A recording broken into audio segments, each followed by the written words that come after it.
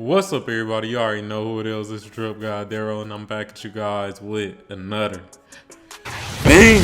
So in today's video, I want to bring you guys the top 5 most overrated players in the NBA in 2024. Now, this is also a article from Bleacher Report, and y'all already know when I seen that title I had to bring it to you guys. It seems like you guys did like the most underrated list, so of course why not bring the most overrated list. But before we do hop into this video, I want to thank you guys for the support, man. Y'all went crazy on the most recent video, over 100 views, and the last couple of videos been doing over 100 views. So let's keep that trend going. And also, one other thing, I will be dropping a poll after this video is released, and that poll will be which team you want to see next for the What's Next series. The Bulls definitely gonna be on there, and then the other 3 teams, I'ma let y'all decide. But hey, with all that being said, let's switch over and let's get right into it.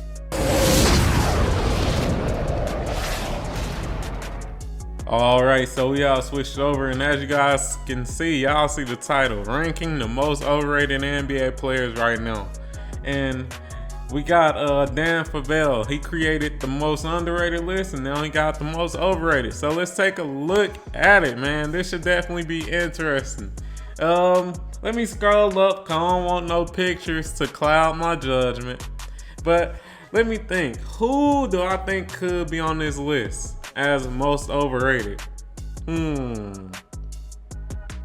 That's a good question. Maybe a Zach LaVine. Maybe, besides him, I don't really know, man. Let's just take a look at the list, man. Let's get it. And y'all already know I'm gonna summarize a lot of this, and once again, I haven't actually read this article, but you know, I'm not about to read the full paragraph because I know a lot of us have short attention spans. No hate, no diss, I'm just keeping it real. But yeah, we already know that he made the most underrated list. Let's see who he got at number 1 for, or number 5 for the most overrated. Let's get it. At number 5, Jonathan Isaac. I completely agree. The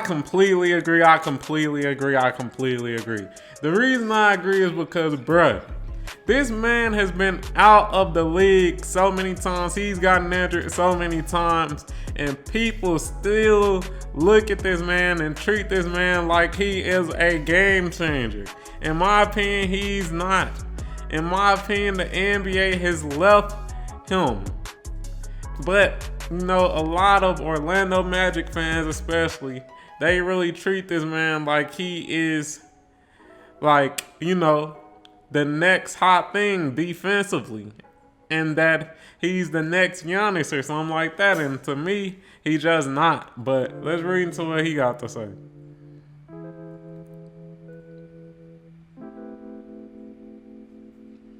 Alright, it says, per minute impact goes only so far when the minutes don't add up. So let's read into this.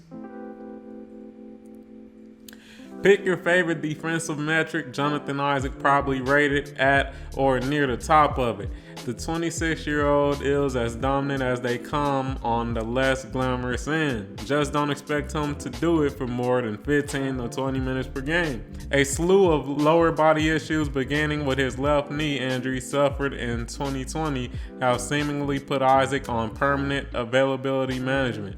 He has appeared in only 103 regular season games over the past half decade and cleared the 25-minute mark only 3 times last year.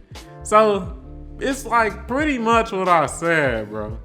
Like, yes, he's good defensively, but the dude is so injury prone that you will never get the full value.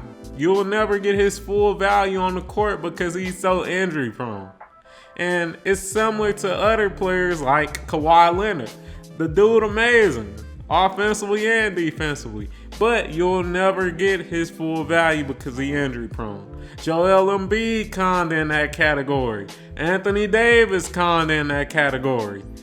But yeah, man, that's my thoughts on him. Let's read into this a little bit more, because he does go into the offensive side as well.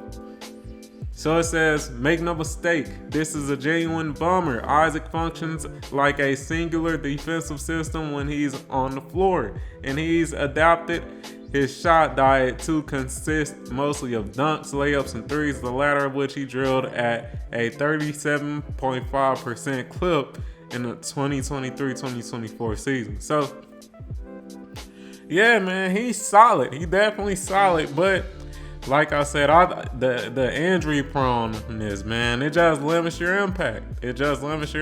So I definitely understand that. Let's keep moving. Jamal Murray for the Denver Nuggets. Ooh, I know a lot of Denver Nuggets fans not gonna like that. The reason I say that is because, man, they were the defending champs. Of course, they didn't win this year. The Boston Celtics won this year, but Jamal Murray did play a big part in the Denver Nuggets winning their championship. But let's see what he got to say. I say the reason that they probably have him as, overrated is just because, in my opinion, I think ever since his injury, he has been slightly less efficient. And that's just my opinion. But let's scroll down. Let's see what he got to say.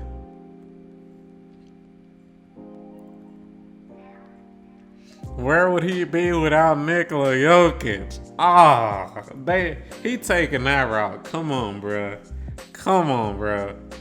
We gonna do that. Come on, bro. Let's read into it, though.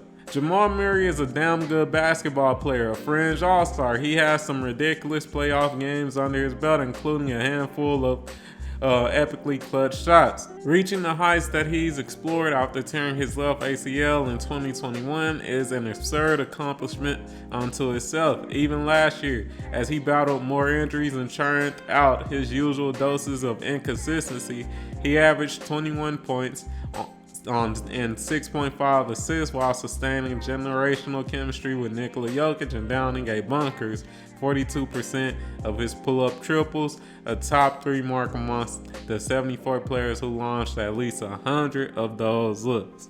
So he pretty much stating that although Jamal Murray did deal with some injuries, he's still playing great.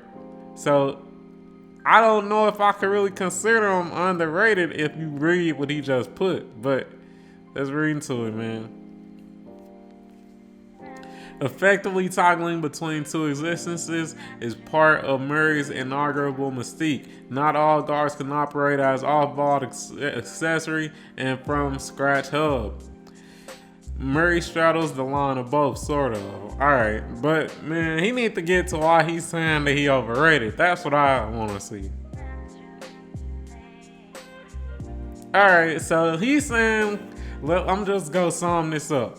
He's saying that Murray is overrated because when Jokic is not on the field or not on the floor, as y'all can see right here, they're saying that Denver has not sustained a league average offense when Jokic is on the field. So that's where he's getting that argument of where would he be without Jokic.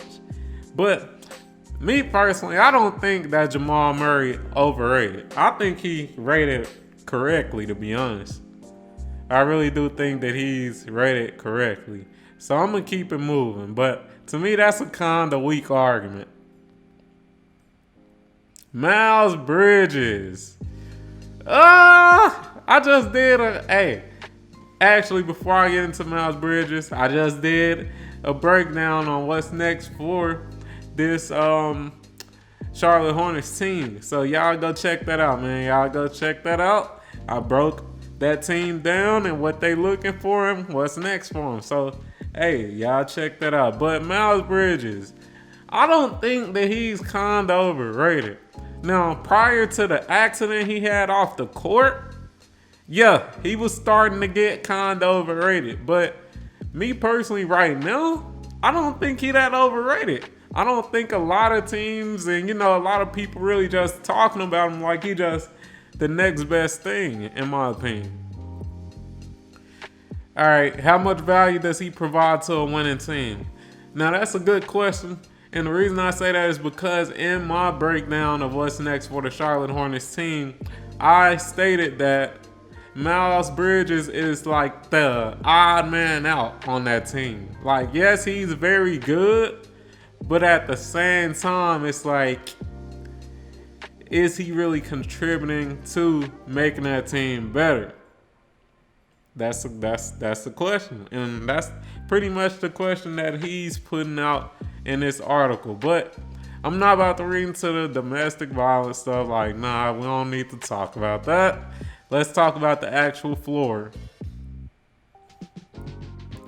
All right, it says this is about his impact on the court. His extended absence is part of the equation, but he wouldn't be here if it didn't seem like the league at large has moved on. Enough teams reportedly sniffed around his availability before he re-signed with the Hornets that it proved as much, and in doing so, it reinforced his appeal as a higher impact player.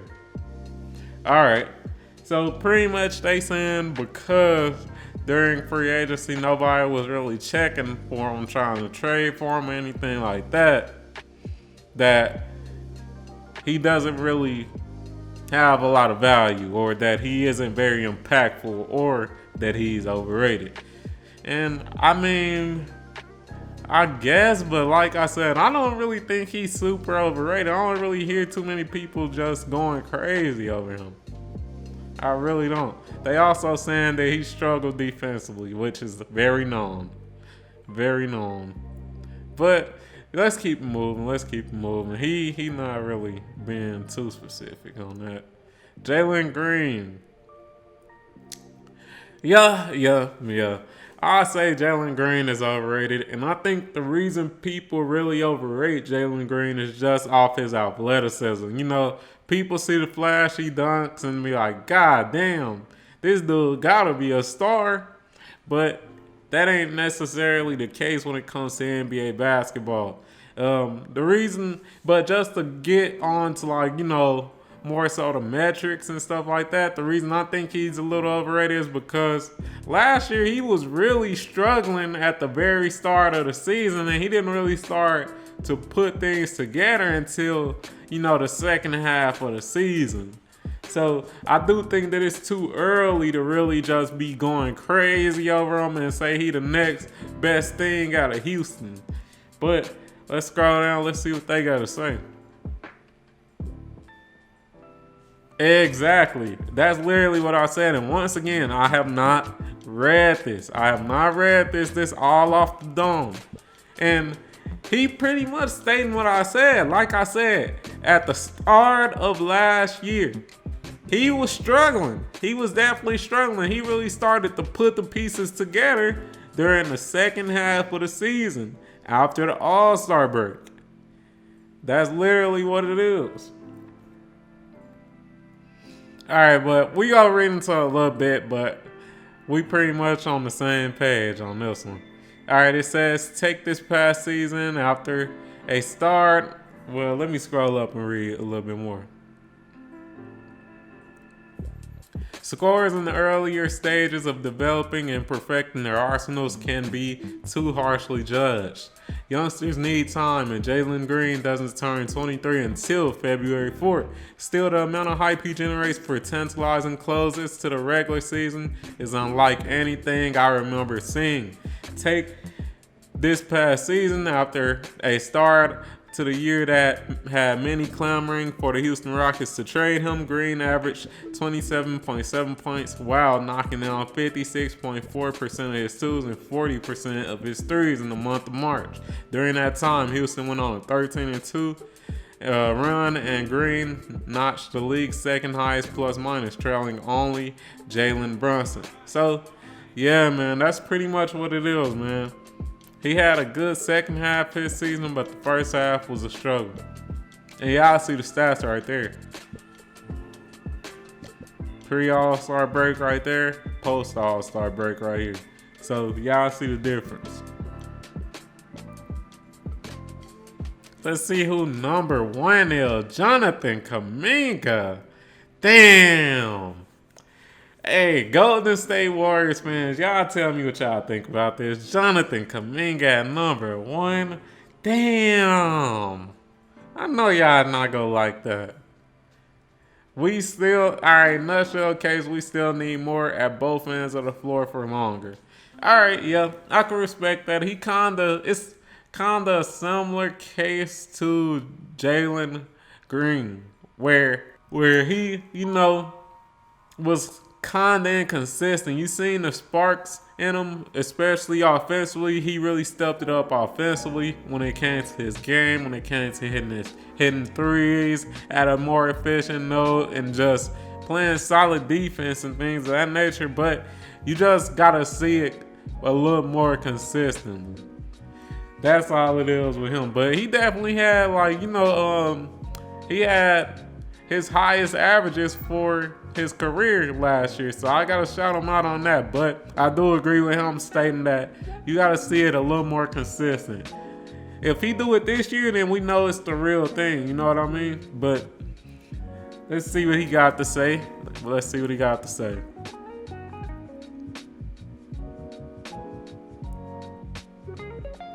All right. So it don't look like they got too much. It looks like most of this is just a quote, to be honest. Yeah, this really just a quote. Yeah, that's all that is a quote. That's all it is. But yeah, man, let's wrap this up. What y'all think about these 5 players? Who do you feel like was the most overrated? Me personally, I kinda gotta agree with Kuminga. He's shown us the least out of all these players. It's between Jaylen Green and Kuminga, actually. It's really between both of them. At least with Jaylen Green, you've seen the signs more so in previous years. But for Jonathan Kuminga, this was the year where he really showed some signs. So, yeah, I kinda agree.